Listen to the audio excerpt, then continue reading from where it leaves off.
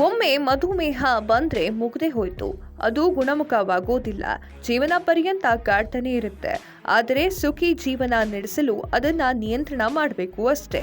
ಆದರೆ ಚೀನಾದ ಸಂಶೋಧಕರು ಮಧುಮೇಹಕ್ಕೆ ಸಂಬಂಧಿಸಿದಂತೆ ತಾವು ಅದ್ಭುತ ಸಂಶೋಧನೆಯನ್ನ ಮಾಡಿರುವುದಾಗಿ ಘೋಷಣೆಯನ್ನ ಮಾಡಿದ್ದಾರೆ. ಸೆಲ್ ಥೆರಪಿ ಮೂಲಕ ಮೊಟ್ಟ ಮೊದಲ ಬಾರಿಗೆ ಮಧುಮೇಹ ಚಿಕಿತ್ಸೆಯನ್ನ ನೀಡಿ ರೋಗಿಯೊಬ್ಬರನ್ನ ಸಂಪೂರ್ಣ ಗುಣಮುಖ ಮಾಡಿದ್ದಾರೆ ಅಂತ ಹೇಳಿಕೊಂಡಿದ್ದಾರೆ. 2021ರಲ್ಲಿ ವ್ಯಕ್ತಿಯೊಬ್ಬನಿಗೆ ಕೋಶಗಳ ಕಸಿಯನ್ನ ಮಾಡಲಾಗಿತ್ತು. 1 ವರ್ಷದಲ್ಲಿ ಅಂದ್ರೆ 2022ರಿಂದ ಆತ ಔಷಧ ಮುಕ್ತ ವ್ಯಕ್ತಿ ಆಗಿಬಿಟ್ಟಿದ್ದಾನೆ. ಮಧುಮೇಹಕ್ಕೆ ಈ ರೀತಿ ಸೆಲ್ ಕಸಿ ರಾಮಬಾಣದಂತಿದ್ದು ಸಂಪೂರ್ಣವಾಗಿ ಗುಣಪಡಿಸಬಹುದು ಎಂದು ಸಾಬೀತಾಗಿದೆ ಎಂದು ಸಂಶೋಧಕರನ್ನ ಉಲ್ಲೇಖಿಸಿ ಸೌತ್ ಚೀನಾ ಮಾರ್ನಿಂಗ್ ಪೋಸ್ಟ್ ಪತ್ರಿಕೆ ವರದಿಯನ್ನ ಮಾಡಿದೆ.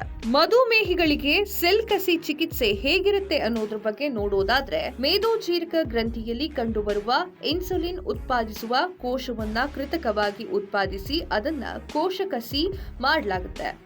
ಇದು ರಕ್ತದಲ್ಲಿದ್ದ ಸಕ್ಕರೆ ಮಟ್ಟವನ್ನ ನಿಯಂತ್ರಿಸಲು ಸಹಾಯ ಆಗುತ್ತೆ. ಪ್ರಾಯೋಗಿಕವಾಗಿ ಇದು ಯಶಸ್ಸನ್ನ ಕಂಡಿದೆ ಎಂದು ಸಂಶೋಧಕರು ತಿಳಿಸಿದ್ದಾರೆ. ರೋಗಿಯು 25 ವರ್ಷಗಳಿಂದ ಟೈಪ್ 2 ಡಯಾಬಿಟಿಸ್ನಿಂದ ಬಳಲುತ್ತಿದ್ದು, ಆತನ ಐಲೆಟ್ ಕೋಶಗಳು ಕೆಲಸವನ್ನ ನಿಲ್ಲಿಸಿದ್ವು.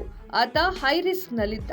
ಆತನಿಗೆ ನಿತ್ಯ ಇನ್ಸುಲಿನ್ ಚುಚ್ಚುಮದ್ದುಗಳನ್ನ ನೀಡ್ತಾ ಇದ್ರು.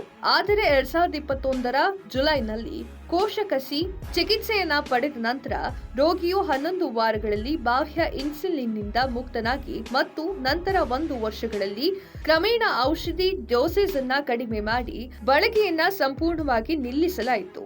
ಬಳಿಕ ಪರೀಕ್ಷೆಯನ್ನ ನಡೆಸಿದಾಗ ರೋಗಿಯು ಪ್ರ್ಯಾಂಕಿಯಾಟಿಸ್ ಐಲೇಟ್ ಮತ್ತೆ ಪರಿಣಾಮಕಾರಿಯಾಗಿ ಕಾರ್ಯಾರಂಭವನ್ನ ಮಾಡಿದೆ ಅಂತ ಕಂಡುಹಿಡಿಯಲಾಯಿತು.